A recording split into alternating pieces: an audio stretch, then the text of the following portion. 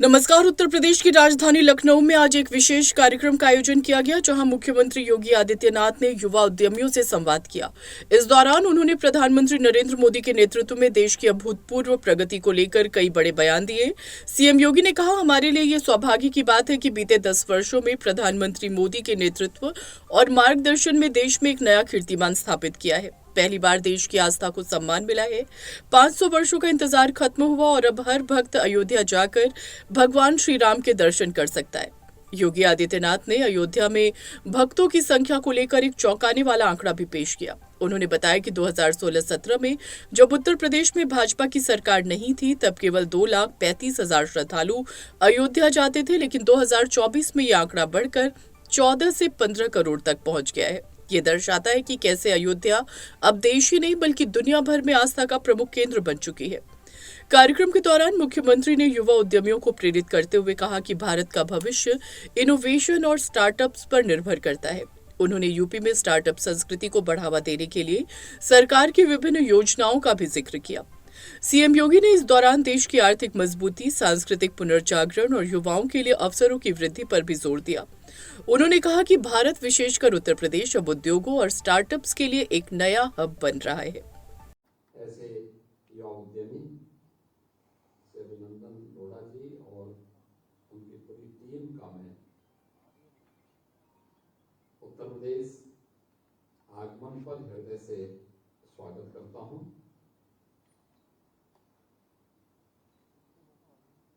यह क्षण हमारे लिए और भी महत्वपूर्ण है जब महाकुंभ के इस आयोजन में जो अब तक दुनिया का सबसे बड़ा आध्यात्मिक और सांस्कृतिक आयोजन बन चुका है, अब तक 53 करोड़ श्रद्धालु जन मां गंगा, मां यमुना और मां सरस्वती की त्रिवेणी में आस्था की पावन डुबकी लगा चुके हैं और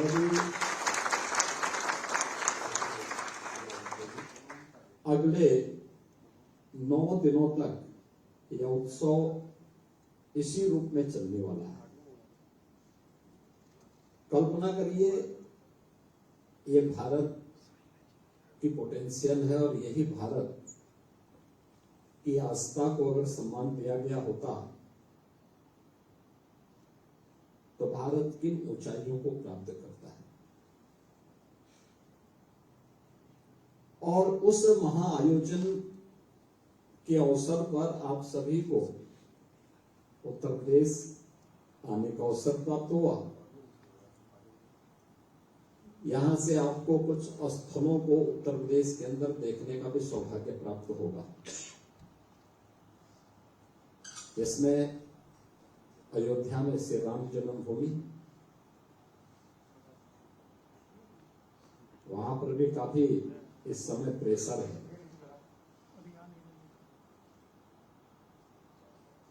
वहां से प्रयागराज और उसके बाद काशी, तीनों ऐसे स्थल हैं जहां पर वर्तमान में बहुत देश और दुनिया से आए हुए श्रद्धालु जन बड़ी श्रद्धा भाव के साथ आकर के आस्था को वहां पर व्यक्त कर रहे हैं।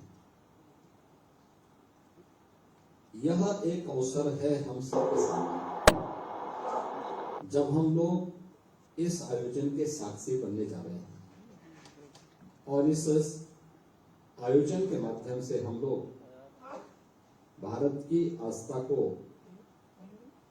दुनिया के सामने भी दिखा करके अपनी ताकत का एहसास भी करा रहे हैं। मित्रों, उत्तर प्रदेश आप जैसा कि जानते हैं कि देश की आबादी का सबसे बड़ा राज्य है और 25 करोड़ की आबादी इस राज्य में निवास करती है।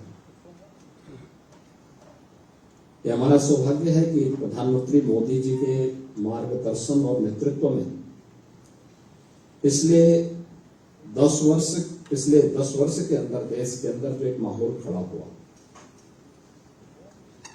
पहली बार देश की आस्था को सम्मान प्रधानमंत्री मोदी जी की लीडरशिप में प्राप्त हुआ। उन्होंने भारत के इस पोटेंशियल को पहचाना और आज भारत के अंदर उन सभी स्थलों को फिर से मान्यता प्राप्त हुई जिनके लिए भारत भारत के रूप में जाना जाता था। आपको अयोध्या जाने का अवसर प्राप्त होगा। 500 वर्षों का इंतजार समाप्त हुआ। अयोध्या में रामलला फिर से विराजमान हुए।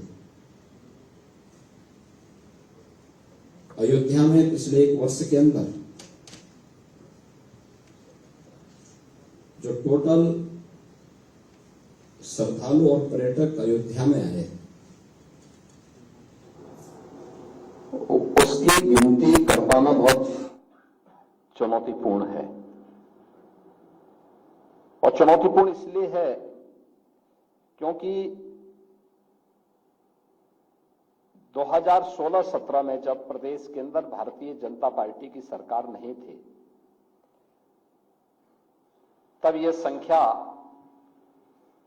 हुआ करती थी वहां पर मात्र 2,35,000। और 2024 में अगर श्रद्धालुओं की संख्या को हम वहां की दृष्टि से देखेंगे तो ये संख्या लगभग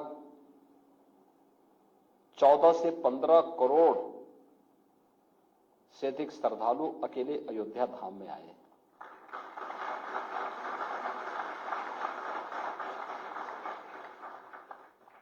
अयोध्या के लिए इस दौरान जो पब्लिक कंट्रीब्यूशन प्राप्त हुआ उसका अंदाजा आप देख सकते हैं कि उन्होंने अयोध्या के विकास के लिए, जैसे राम जन्मभूमि न्यास के लिए पब्लिक ने जो कंट्रीब्यूशन किया, श्रद्धालु जनों की सुविधा के लिए जो कुछ भी वहां पर वर्तमान में हो रहा है, ये सभी श्रद्धालु जनों के द्वारा किए गए कंट्रीब्यूशन का ही परिणाम है।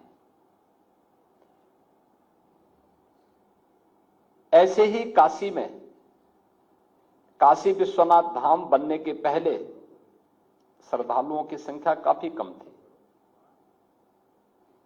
और आज उनकी संख्या बढ़ करके काफी ज्यादा हो चुकी है। मैं परसों काशी में था और मुझे ये बताने में कोई संकोच नहीं, जब भी मैं काशी वासियों से वहां बात कर रहा था, उन सब ने इस बात को कहा। उन्होंने कहा साहब हमने अपने जीवन में कभी भी इतनी भीड़ काशी में कभी नहीं देखी जो पिछले 1.5 महीने से हम देख रहे हैं।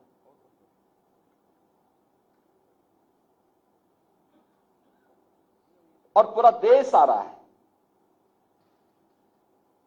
प्रयागराज में 2013 में भी कुंभ था।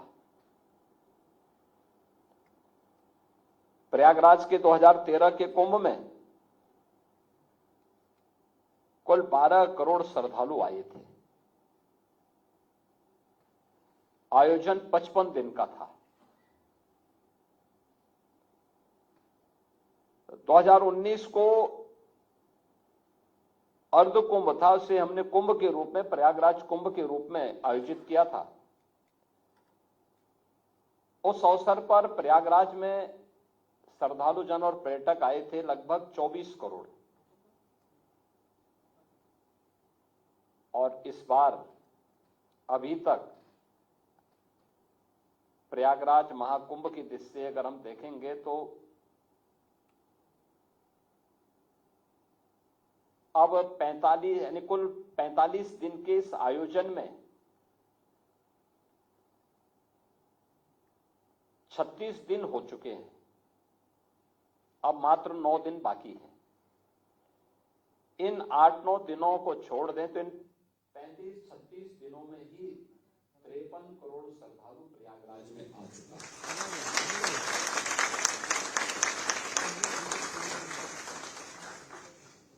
और कितने बड़े स्केल में, यानी इन 35 दिनों के अंदर 700 से अधिक तो यानी रूटीन की फ्लाइट वहां 40 हैं प्रयागराज के लिए, वो चली रही हैं। 700 से अधिक नए वहां पर इस दौरान चार्टर्ड उतरे हैं। प्रतिदिन सैकड़ों मेला स्पेशल के रूप में रेलवे को ट्रेन चलानी पड़ रही है। 14,000 परिवहन निगम की बसेज का बेड़ा उत्तर प्रदेश सरकार के पास है, ये भी चल रही है। 28, 29 और 30 में मात्र इन 3 दिनों में प्रयागराज में 15 करोड़ से अधिक श्रद्धालुओं ने आस्था की डुबकी वहां लगाई। 5 करोड़ से अधिक, लगभग 5.5 करोड़ श्रद्धालु आए थे 28 जनवरी को। 8 करोड़ के आसपास श्रद्धालु आए थे 29 जनवरी को और 2.5 करोड़ श्रद्धालु आए थे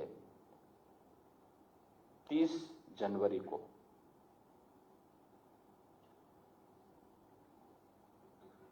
सरकार ने अपने स्तर पर, केंद्र और राज्य सरकार ने मिलकर के जनता की बुनियादी सुविधाओं को ध्यान में रख करके कुछ कार्यक्रम भी किए थे। बुनियादी सुविधाएं उनको अच्छी मिले, प्रयागराज का इंफ्रास्ट्रक्चर अच्छा हो, कनेक्टिविटी अच्छी हो, मेले का विस्तार हो, संगम में जल की प्रचुर मात्रा उपलब्ध हो। इन सब पर पहले से एक्सरसाइज चल रही थी, लगातार एक्सरसाइज चल रही थी और अंततः वहां पर हम लोगों को ये सफलता प्राप्त हुई कि सारी व्यवस्थाओं को हम लोगों ने, कार्यक्रम को आगे बढ़ाने में सफलता प्राप्त की। और आज वहां पर, आज भी प्रातःकाल में जब 8 बजे रिपोर्ट ले रहा था तो तब तक 40 लाख श्रद्धालु केवल आज स्नान कर चुके थे और एक दिन भर एक क्रम चलता रहेगा।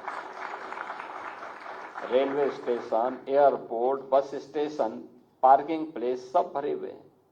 मेला क्षेत्र पूरा भरा हुआ है, स्नान चल रहा है।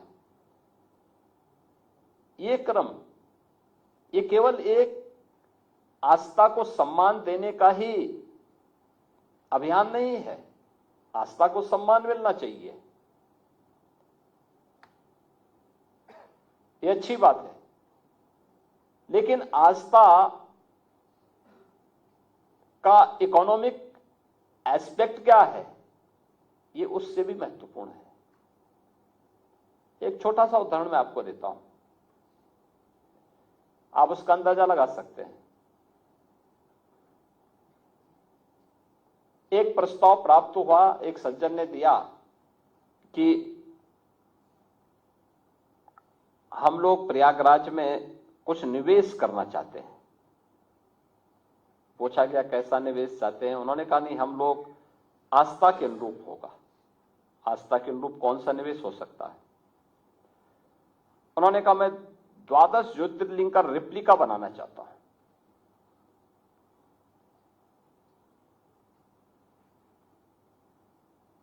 तो उन्होंने अपना एक मॉडल दिखाया कि हम इस रूप में करना चाहेंगे।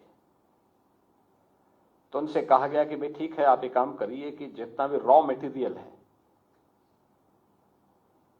पुराना लोहा होगा, पुराना स्टील होगा, पुराना फाइबर होगा, पुराने टायर होंगे, इनका इस्तेमाल करते हुए रेप्लिका तैयार कराओ। उन्होंने लैंड की मांग की। उन्होंने कहा आप हमें लैंड दे दीजिए, पैसा मैं लगाऊंगा और प्रॉफिट 50-50% हो जाएगा।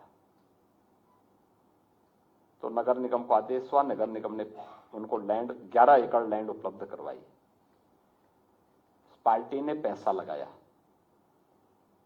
जनवरी फर्स्ट वीक में मैंने उसका उद्घाटन भी किया। 10 जनवरी से 31 जनवरी के बीच में वह संस्था 14 करोड़ लगाई थी। 14 करोड़ तो अपना कमा चुकी है, 14 करोड़ की प्रॉफिट कमा करके उसने नगर निगम को भी दिया है।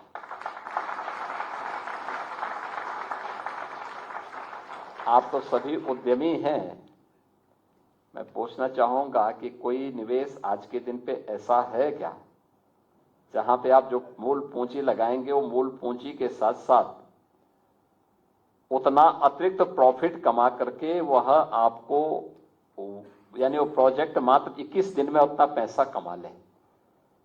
लेकिन ये स्पिरिचुअल टूरिज्म में संभव है और ये प्रयागराज में एक जगह में हुआ है। ऐसे ही लाखों लोगों को कार्य मिला है, उनकी आमदनी बढ़ी है और यह आमदनी अल्टीमेटली यूपी की आमदनी के साथ बढ़ने जा रही है। मेरा अनुमान है कि यह संख्या 60 करोड़ तक पहुंचती है तो मान के चलिए कि यूपी की जो इकोनॉमी होगी वह लगभग 3.25 से लेकर 3.5 लाख करोड़ रुपए की अतिरिक्त यूपी की जीडीपी में बढ़ोतरी होने वाली है।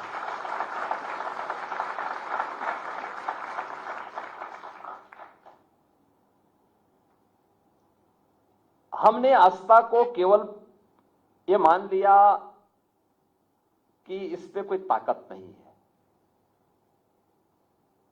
उसका दुष्परिणाम हमें भुगतना पड़ा।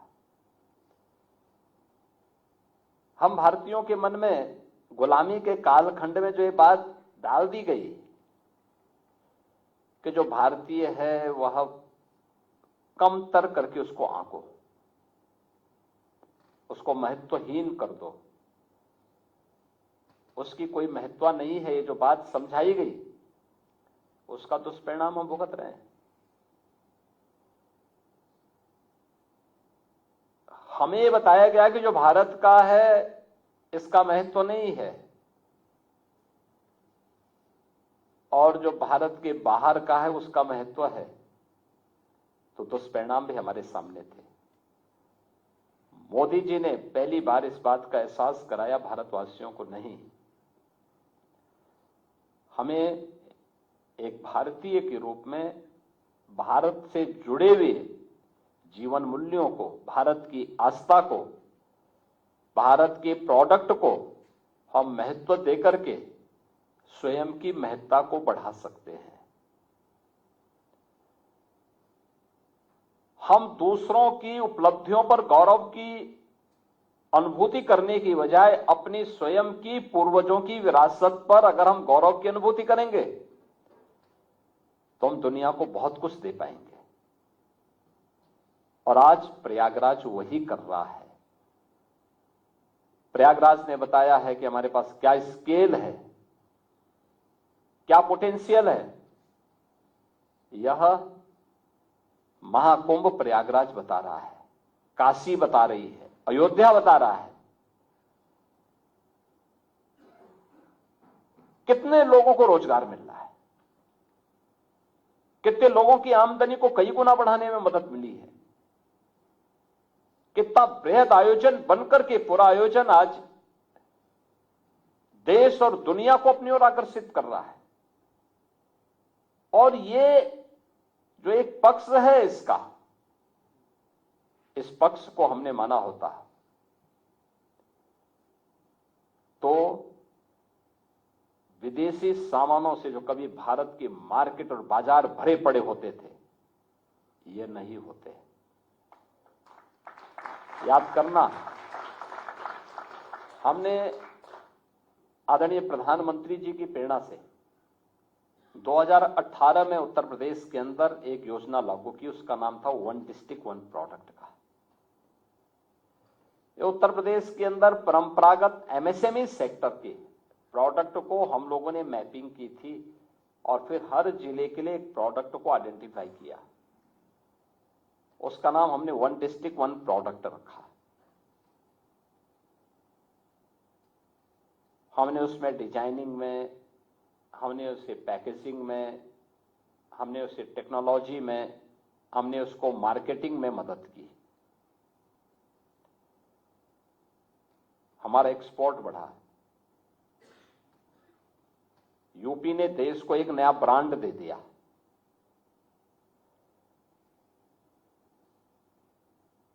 परिणाम क्या है? लाखों लोगों को हमने रोजगार देने में हमें सफलता प्राप्त हुई। दीपावली, होली, विजयादशमी और अन्य पर्वों और त्योहारों में जो पहले गिफ्ट चीन से आए हुए प्रोडक्ट से यहां की मार्केट भरी होती थी, आज वो सब समाप्त। आज वन डिस्ट्रिक्ट वन प्रोडक्ट का ही जो हमारा प्रोडक्ट है वही लोग गिफ्ट में देते हैं और हर व्यक्ति अपने घर में उसको रखने पे गौरव की अनुभूति भी करता है।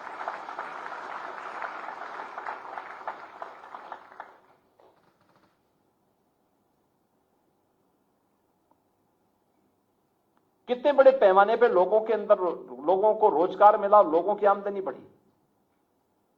मुझे याद है मुरादाबाद ये ब्रॉस का आइटम बनती है वहां पे 17-18 में, जो 17 में हम लोग आए, यहां पे सरकार आई, मैं गया था, बड़ी निराशा थी लोगों में, हताशा थी। लगभग वहां पर ब्रॉस से जुड़े हुए कार्यक्रम लगभग बंदी की ओर थे। कहीं पॉल्यूशन कंट्रोल बोर्ड की मार पड़ती थी, कहीं पे मार्केट नहीं था, उनके पास डिजाइन भी नहीं थी, उनके पास टेक्नोलॉजी भी नहीं थी, उनके पास मार्केट की भी अभाव होता जा रहा था। हम लोगों ने थोड़ा सपोर्ट किया, इंस्पेक्टर राज से और पॉल्यूशन कंट्रोल बोर्ड की मनमानेपन को कंट्रोल किया। परिणाम क्या था? आज वहां पे 16 से 17 हजार करोड़ रुपए के प्रोडक्ट वहां से केवल एक्सपोर्ट होते हैं, अकेले मुरादाबाद से।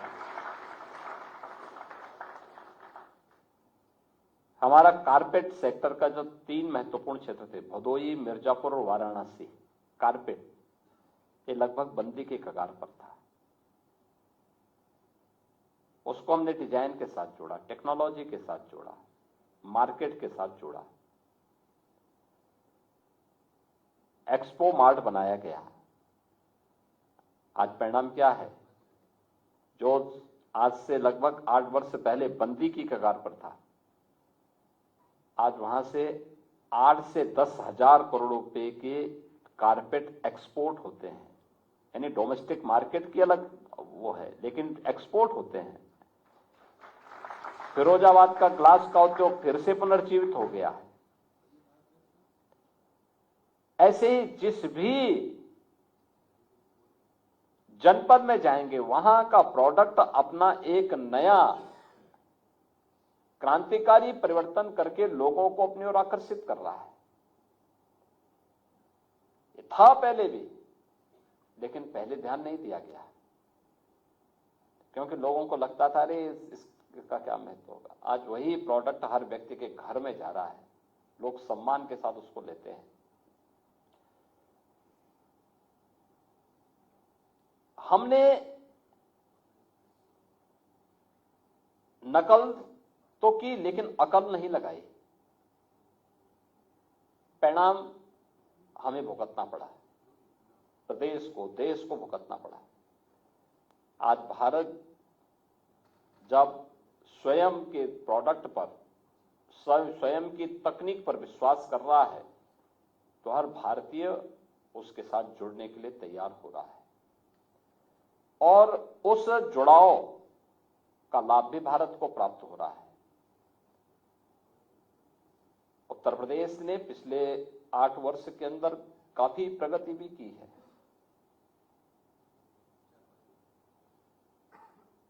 उत्तर प्रदेश के परसेप्शन को, उत्तर प्रदेश में आ रहे निवेश के प्रस्तावों को,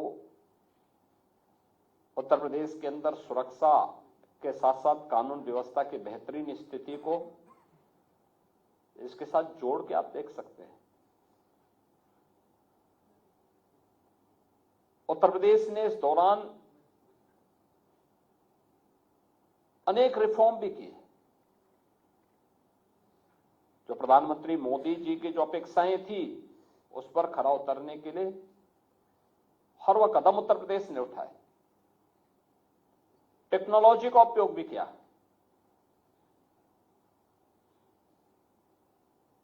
प्रदेश इन्वेस्टमेंट का एक बेहतरीन डेस्टिनेशन के रूप में उभरे, इसके लिए हम लोगों ने सिंगल विंडो प्लेटफॉर्म तो दिया ही, लैंड बैंक भी दिया, सुरक्षा का एक बेहतरीन माहौल भी दिया, और एक एक स्तर पर मॉनिटरिंग के मैकेनिज्म को इतना मजबूत किया कि आज जब कोई एक बार आता है तो उसको लगता है कि हां, मुझे अपना निवेश यूपी में करना चाहिए। बदले में उत्तर प्रदेश के अंदर नौजवानों को नौकरी भी मिली, रोजगार भी मिला, बड़े पैमाने पे लोग उससे जुड़ रहे हैं। अलग अलग सेक्टर में कार्य हुए, निवेश के सेक्टर में कार्य हुए, पुलिस के आधुनिकीकरण पर कार्य हुआ, इंफ्रास्ट्रक्चर पर कार्य हुआ। हमारे पास 57,000 ग्राम पंचायतें हैं। हर ग्राम पंचायत में हम लोगों ने 5 से 6 नए रोजगार का सृजन किया है और गांव के ही व्यक्ति को वहां नौकरी दी, कहीं बाहर के व्यक्ति को नहीं। गांव का जो योग्यतम व्यक्ति होगा उसको हमने कहा वहां गांव में काम करेगा। और हर प्रकार का कार्य, साफ सफाई के कार्य से लेकर के बैंकिंग तक के कार्य को, कंप्यूटर ऑपरेटर से लेकर के गांव के ट्यूबवेल ऑपरेटर तक, ये सारा कार्य गांव का ही व्यक्ति गांव के अंदर कर रहा है। तो लगभग 6 से 7 रोजगार का सृजन अकेले हर ग्राम पंचायत के अंदर, गांव के अंदर हो रहा है। गांव आज आत्मनिर्भर हो रही है। उत्तर प्रदेश देश के उन चुनिंदे राज्यों में है जिनके गांव में आबादी अभी भी काफी बड़ी आबादी रहती है। उत्तर प्रदेश में 65 से 70% आबादी अभी भी ग्रामीण क्षेत्र में निवास करती है। अर्बनाइजेशन हमारे यहां काफी देर से प्रारंभ हुआ। यद्यपि उत्तर प्रदेश के अंदर पहले देश के बड़े महानगर हुआ करते थे। कानपुर देश के 4 महानगरों में गिना जाता था। लखनऊ है, आगरा है, वाराणसी है, प्रयागराज है। लेकिन समय के अनुरूप उस प्रकार का माहौल न होने के नाते लगातार डिटोरेशन होता गया और एक समय ऐसा भी आया कि जब एक प्रकार की व्यवस्थाएं ठप सी हो गई थी। लेकिन आज ऐसा नहीं है। आज तो उत्तर प्रदेश के महानगर एक नई दूरी तय करने के लिए उतावले दिखाई दे रहे हैं। अर्बनाइजेशन तेजी के साथ बढ़ा है तो स्वाभाविक रूप से वहां सुविधाएं भी उसी तेजी के साथ बढ़ानी पड़ेंगी, उससे दुगनी स्पीड से बढ़ानी पड़ेगी। और इसके लिए अनेक कदम उठाए गए और उस कदम का परिणाम ही है। आप मुझे बताइए कि अगर हम लोगों ने प्रयागराज सिटी के अंदर आधुनिक इंफ्रास्ट्रक्चर नहीं दिया होता तो क्या ये 15 करोड़ लोग 3 दिन के अंदर प्रयागराज में, क्या उस लोड को, उस प्रेशर को बर्दाश्त कर पाता? कभी नहीं कर पाता। जब हम लोग कुंभ के क्षेत्रफल को बढ़ा रहे थे, महाकुंभ का जो क्षेत्र था वह पहले मात्र 1000 एकड़ क्षेत्रफल में होता था। 13 में 2000 हुआ। हमने उसको बढ़ा करके 10,000 एकड़ क्षेत्रफल में फैलाया। तो लोग कहते थे, उस समय लोग कहते थे कि ये सब क्यों किया। ये जो आरोप प्रत्यारोप करने वाले लोग हैं ना, ये लोग तब कहते थे इसकी आवश्यकता क्या है, ये पैसा अनावश्यक पानी की तरह बहाया जा रहा है।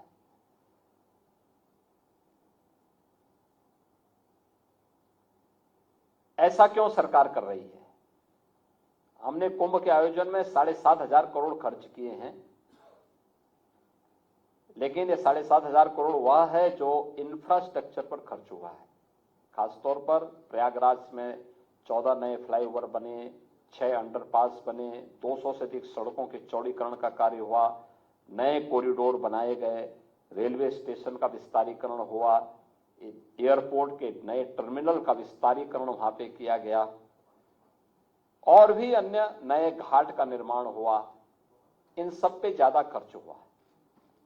कुंभ मेले की व्यवस्था की दृष्टि से कुल 1500 करोड़ रुपए हमने रखे थे और वह कार्यक्रम हमारा उस रूप में आगे बढ़ा। आज वही लोग कहते हैं साहब आपने इतने कम जगह, जब भीड़ इतनी ज्यादा आ रही थी तो इतने कम जगह पे क्यों ये आयोजन किया है? हमने कहा पहले तुम लोग तो 1000 करोड़ में ही संतुष्ट थे, हमने तो तुम्हारे सोच से भी 10 गुना आगे बढ़ा के 10,000 एकड़ में किया है। और उस समय इनके पुराने बयान को और नए बयान को अगर आप देखेंगे तो आप लोगों को स्वयं हंसी आएगी कि ये लोग, इनका कौन सा बयान सच है, यही पता नहीं लग सकता। आप मुझे बताइए, आप तो सभी उद्यमी हैं, अगर राज्य की तरफ से या केंद्र और राज्य सरकार की तरफ से मिलकर के 7,500 करोड़ रुपए हम उसमें इंफ्रास्ट्रक्चर को भी जोड़ लें, खर्च करके अगर इकोनॉमी में 3 लाख से 3.5 लाख करोड़ रुपए की अतिरिक्त वृद्धि हो सकती हो तो कौन सा सौदा सही है? आप मुझे बताइए ना। आप तो उद्यमी, आप तो निवेश के अच्छे जानकार हैं, तो मुझे लगता है कि इकोनॉमिक्स हमारी ज्यादा बेहतर होगी इन लोगों की तुलना में जो महाकुंभ का विरोध कर रहे हैं। और ये सभी कार्यक्रम इसी गति से आगे बढ़ेंगे। आप मानकर के चलिए कि जो एहसास आपको अयोध्या में होगा, अयोध्या में भी हम लोगों ने इंफ्रास्ट्रक्चर को डबल इंजन की सरकार प्रधानमंत्री मोदी जी के नेतृत्व में उसी रूप में हमने किया। आज के दिन पे आप जाएंगे, प्रयागराज हो, काशी हो, अयोध्या हो, गोरखपुर हो, चित्रकूट हो, नेमिस हो, इस सभी जगह हम लोगों ने इसी प्रकार का इंफ्रास्ट्रक्चर दिया है, बेहतरीन इंफ्रास्ट्रक्चर दिया है। हम लोग अयोध्या की सड़कों को जब चौड़ीकरण कर रहे थे, विरोध करने वाले तब भी विरोध करते थे। अरे साहब, ये विरोधी सड़क चौड़ीकरण करने की आवश्यकता क्या है? सिंगल लेन ही रहने दो, ये डबल लेन 4 लेन बनाने की आवश्यकता क्या है? जब वहां पे इंटरनेशनल एयरपोर्ट बन रहा था अयोध्या में, तब भी उसका भी विरोध कर रहे थे। काशी विश्वनाथ धाम बन रहा था प्रयाग काशी में, तो उसका भी विरोध कर रहे थे। तो इन लोगों का काम विरोध करना है, लेकिन उस विरोध के बीच से रास्ता निकाल करके पहले से ही एक दूरगामी सोच के साथ जब सरकार कार्य करती तब परिणाम आता है। लेकिन उसके लिए एक दृढ़ इच्छा शक्ति के साथ निर्णय लेने की आवश्यकता है, और निर्णय लिए, रिजल्ट आज सामने आ गए। अयोध्या में आप मुझे बताइए, 1 वर्ष में 700 करोड़ रुपए का चढ़ावा अकेले मंदिर में आया, राम जन्मभूमि ट्रस्ट में। अब इन लोगों को यह भी बुरा लगेगा।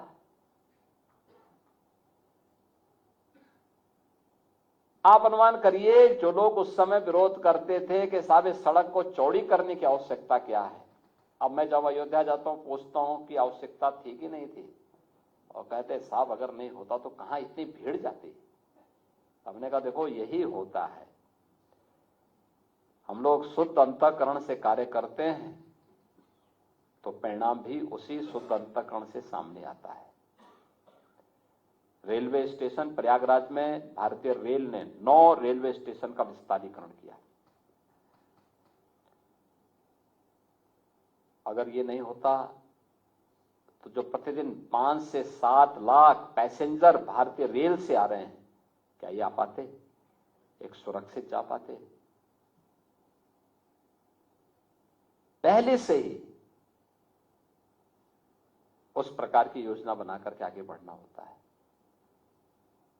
और उसके अनुरूप जब हम कार्यक्रम कोई कदम उठाते हैं और ईमानदारी से समयबद्ध तरीके से आगे बढ़ता है तो रिजल्ट उसी प्रकार से आते हैं। जैसे आज उत्तर प्रदेश के अंदर इन 3-4 महानगरों के अंदर देश और विदेश से आए हुए टूरिस्ट को, श्रद्धालु जनों को मिल रहा सम्मान है, और उनकी आस्था को जो सम्मान मिल रहा है ये वास्तव में भारत और भारतीयता को सम्मान है।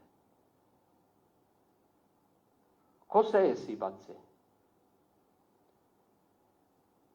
और मुझे लगता है कि आप लोग आए हैं मुंबई से, एक बार आप लोग भी अयोध्या के साथ साथ, भीड़ है लेकिन उसका अपना आनंद अलग है। उस भीड़ के बीच से ही आनंद लेने की आवश्यकता है। थोड़ा पैदल चलना पड़ सकता है लेकिन चलना चाहिए, यही जीवन है, और देखना चाहिए जीवन की मस्ती। पूरे देश भर से लोग आए हैं, उसके बीच से जा करके देखें, उनके उत्साह को देखें। अयोध्या में सरयू जी में जो एक बार डुबकी लगाया और रामलला का दर्शन किया, ये मान करके चलिए कि वो फिर कभी भूलेगा नहीं उसके लिए पूरा जीवन, और यानी यह अविस्मरणीय होगा। और ऐसे ही प्रयागराज में, ऐसे ही प्रयागराज में श्रद्धालु कहीं से भी आ रहा है, एक बार उसने संगम में डुबकी क्या लगाई, जन्म और जीवन दोनों को लेकर के वह धन्य हो जा रहा है। उसके मुंह से बरबस हर हर गंगे का निकल करके वह अपने आप को धन्य धन्य समझ रहा है। वहां पे अक्षय वट के दर्शन करने के सौभाग्य भी प्राप्त होंगे। अब एक कॉरिडोर के साथ जोड़ा जा चुका है। लेटे हुए हनुमान जी भी हैं, बड़े हनुमान जी के रूप में विख्यात हैं। मान्यता है कि वर्ष में एक बार मां गंगा हनुमान जी का अभिषेक करने के लिए आती है, और जब भी मां गंगा हनुमान जी का अभिषेक करेगी तो मान के चलिए प्रसाद समाप्त। उसके बाद जल कम होने लगता है पूरा प्रयागराज में, और हर वर्ष होता है। तो बड़ी मान्यता है प्रयागराज के अंदर। सरस्वती कूप भी है। आपको मां गंगा यमुना के तो प्रत्यक्ष दर्शन संगम में मिलेंगे, लेकिन अगर मां सरस्वती के दर्शन करने हैं तो संगम में आप अनुभूति करेंगे, लेकिन प्रत्यक्ष इन चक्षुओं से दर्शन करने तो सरस्वती कूप में जाना पड़ेगा। वह भी प्रयागराज में है। बाकी तो बहुत कुछ है, लेकिन भीड़ इतनी ज्यादा है कि आप लोगों का सब जगह जा पाना कठिन होगा। हमने लगभग 12 से 14 नए कॉरिडोर वहां बनाए हैं, लेकिन भीड़ को देखते हुए कभी आपके पास फुर्सत हो तो महाकुंभ के बाद आप बनाएंगे तो इस सब को देखने का, और शिवालिक पार्क भी जरूर देखिएगा, क्योंकि एक पूंजी कैसे 21 दिन के अंदर अपनी मूल पूंजी को वापस करने के साथ साथ उतना प्रॉफिट कमा करके दे सकती है, यह भी आपको शिवालिक पार्क के रूप में प्रयागराज में देखने को मिलेगा। तो आप सभी लोग यहां पर आए, मुझे बहुत अच्छा लगा। मैं अभिनंदन जी का और आप सबका हृदय से स्वागत करता हूं और विश्वास करता हूं कि आपकी यात्रा आपके लिए स्मरणीय बनेगी, और इस पूरे कार्यक्रम के प्रति मैं आप सबको हृदय से अपनी शुभकामनाएं देता हूं। धन्यवाद। जय हिंद।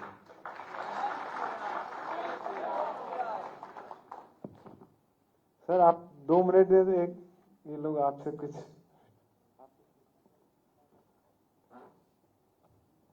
एक नम्र निवेदन है। आप मैं प्रशांत दानी मुंबई से हूँ, वहाँ पे व्यवसाय कर रहा हूँ और साथ में स्नान करने और अयोध्या जी के दर्शन करने आए हैं।